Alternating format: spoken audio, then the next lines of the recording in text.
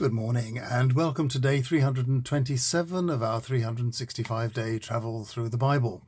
We're continuing to look at St. Luke's Gospel and particularly to the things that are in St. Luke's Gospel and nowhere else. Today we come to the final bit of the birth narratives of St. Luke, and this is St. Luke chapter 2 verses 41 to 52, and we ask ourselves whether this might have been Jesus' bar mitzvah. Every year, Jesus' parents went up to Jerusalem for the Passover.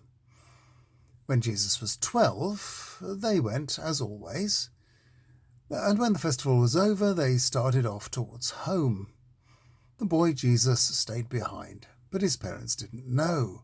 They thought he was in the returning company, so they didn't notice he was missing until they had been going for a day. They started looking for him amongst friends and family, but didn't find him. So they went back to Jerusalem again to look for him. After 3 days, they discovered him in the temple. There he was sitting with the teachers, listening to them and asking them questions. The people listening were amazed at how much he understood and how clear his answers were. When his parents saw him, they were astonished. His mother said to him, "Boy, what do you mean by treating us like this? Your father and I have been very worried about you. All the time we've been looking for you." And he answered them, "Why did you need to look for me? Didn't you realize I have to be in my father's house?" But they didn't understand what he was saying. He went back with them and came to Nazareth. He was obedient to them, and his mother treasured her memories of what had happened.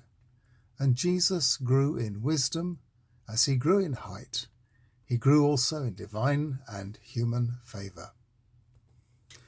Well now, the bar mitzvah or bat mitzvah, as celebrated in modern Judaism, didn't exist as a coming-of-age ritual in biblical times. It was just that around the age of 12 or 13, in early puberty, children were obliged to take part in the normal Jewish rituals of fasting and worship. So this was Jesus, reaching that age and taking on his responsibilities as a faithful Jew.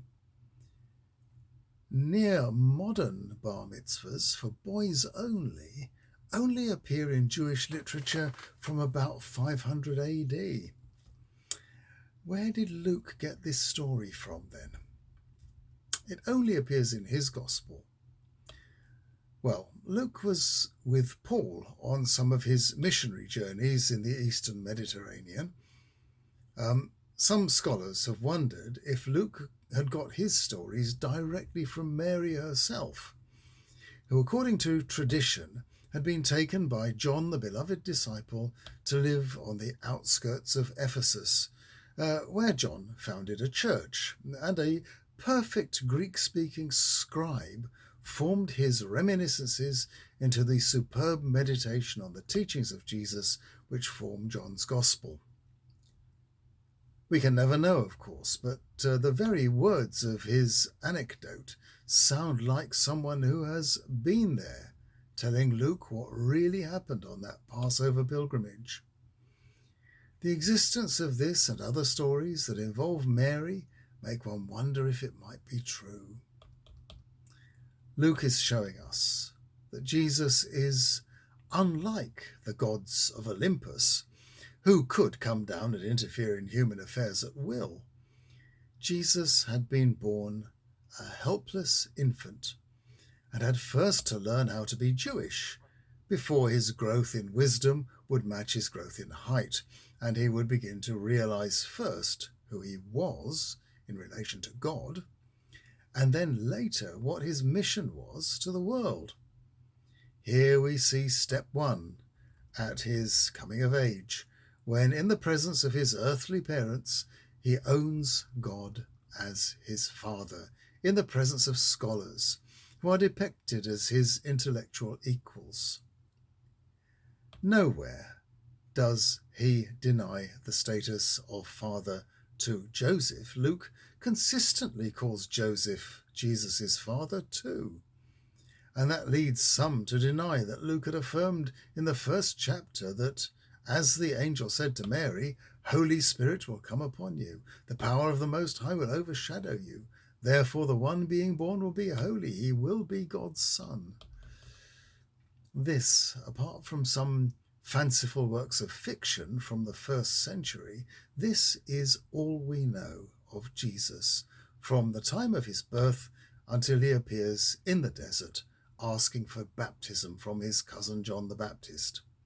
This then brings to an end Luke's unique contribution to the birth stories about Jesus.